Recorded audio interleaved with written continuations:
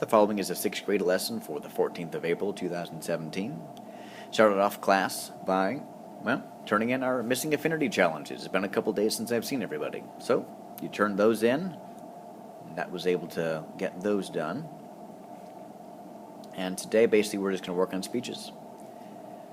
So, for those that are extending the affinity challenge, here's your next question. You didn't have one on Wednesday and Thursday. You just write your one paragraph of what you did without tech on that day, and then you'll do the same thing for Saturday and Sunday. But today's question is, how would you convince a friend to try a break from technology? Use your experiences thus far as evidence. And extension number 2. Some of my 7th graders decided to suggest a different extra credit opportunity. Rather than extending the affinity challenge, they wanted to extend the barefoot experience and have their technology back. I decided that I would come up with an assignment for that, so I did. Now, same rules apply as before. You have to make sure that you have your parents' permission. You have to make sure that you're not breaking any rules. You have to make sure that you are staying safe and not doing anything you shouldn't be doing. But if you're comfortable trying that, great. Shoot me an email. I'll shoot you back the response, and that will give you all the information. It's basically going to be like the affinity challenge. You're going to have a question you have to answer each day, 9 to 10 sentences. You're going to have 9 to 10 sentences telling me about what going barefoot was like, what you did, where you were, stuff like that. So if you're looking for extra credit, and that's something you'd rather do rather than extend the affinity challenge, let me know and I will send you that email. Okay?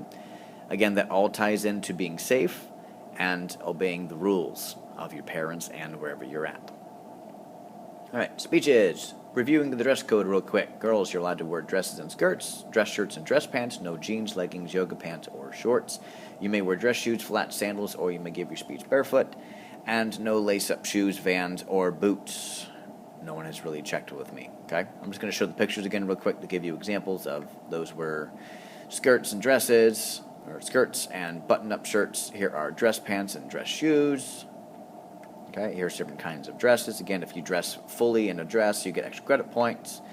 And for shoes, you may wear flats, sandals, heels, or go barefoot. For boys, collared shirts are required, dress pants, khakis, or slacks are allowed, no jeans or shorts. You are required to wear dress shoes or black shoes, preferably black socks as well. Okay? And I'll go through those. Those are the button-up shirts. Polos are fine. Okay? You may wear suspenders. You may wear neckties. You can wear full-on suits. These are dress pants and dress shoes with some really nice belts to go along with it. All right? So, speeches. This is your homework over the weekend. We did it in class, and I expect you to do it over the weekend as well. You're to practice your speech, okay? So practice it normally and time it. Remember, you need to be between 2.5 to 3 minutes. That's what I'm looking for you to be at. If you're between 2:30 to 2:45, that's precisely where you should be. If you haven't reached 2.5 minutes yet, and you're struggling to reach 2 minutes, you need to add another paragraph, at least, okay? Add that before class on Monday, before you give your speech. But each time you give your speech, you're to do this in front of the mirror, and you have different tasks you're going to do. So try giving your speech really loud, try giving your speech really quiet. Okay? Remember that you need to be giving your speech at a decent volume. So practice the extremes, kind of see where you go. 3rd and 4th, try experimenting with your speed. Try going really fast and then try going really slow. Find a speed that works really well for you. Sometimes slowing it down in specific areas can really emphasize certain things. That can help extend your time a little bit. Okay? 5th time, read your speech as monotone as you can. Some students will give their speeches like this, like they're reading like a robot. Others will be way too excited for everything. Okay? Those are extremes. Do them both. Figure out what works best for you. Your speech, the only thing that should really be moving is your mouth, your eyes, and occasionally your hands if you're moving your hands. Okay? Which kind of gives me this one. So your expressiveness comes from your voice, not your movement. So next time, do your speech normally, but move as much as you can. Move your hands, talk with your hands, move your head, move your body, move around your room. Okay? After that, don't move anything. Lock your arms to your sides. Pretend your elbows are glued. Okay? Don't mess with your hair. Don't skip your feet. Nothing. Stay still. Number 9, enunciate every syllable. So when you are speaking, every single part of every single word is like this. Okay? 10th take. Mumble every word, so you kind of blend good words together and You really can't tell what's going on. 11th take. The breather. Breathe after every single sentence. If you see a period, take a breath. Likewise, 12th is the gasper. Be careful with this one. Take a deep breath and breathe as little as possible throughout your speech.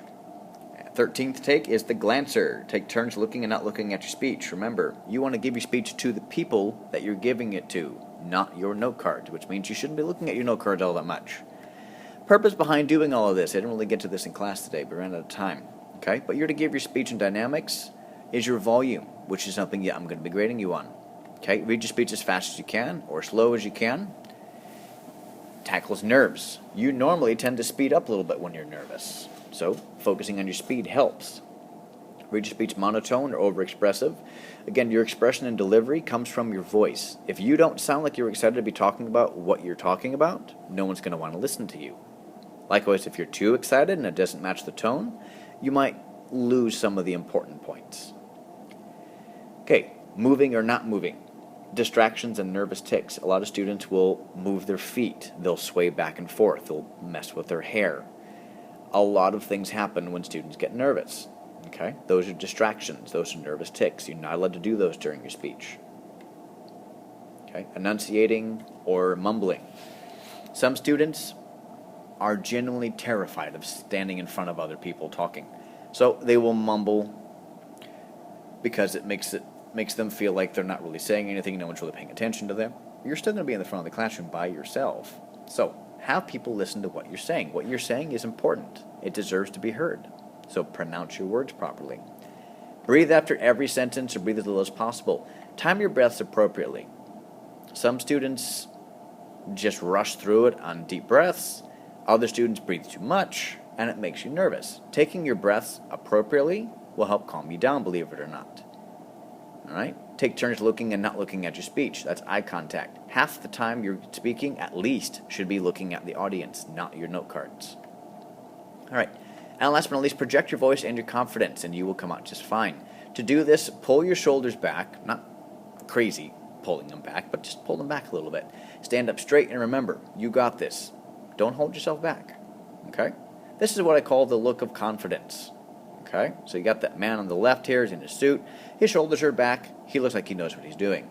Okay? You got the woman on the right, shoulders are back, has that good smile on her face, and the girl in the middle starts off looking nervous, right?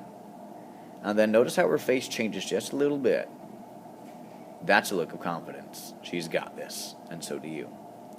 Last but not least, make sure your speech is on your note cards by Monday, because all you're allowed to do. Best of luck, and have a good weekend. This concludes the lesson of the day.